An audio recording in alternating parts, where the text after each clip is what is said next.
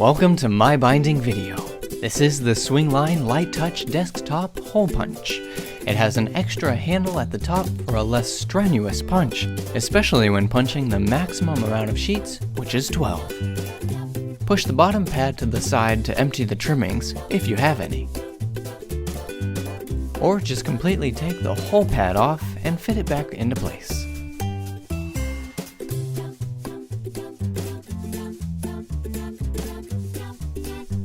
With the base off, you now have access to change the punch head positions. If you move the side one to the third hole position, then you can have a 2-hole punch.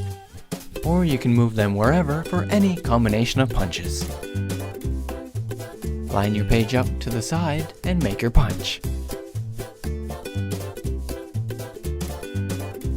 With the bottom unscrewed, you can now also swap out the head for a new one.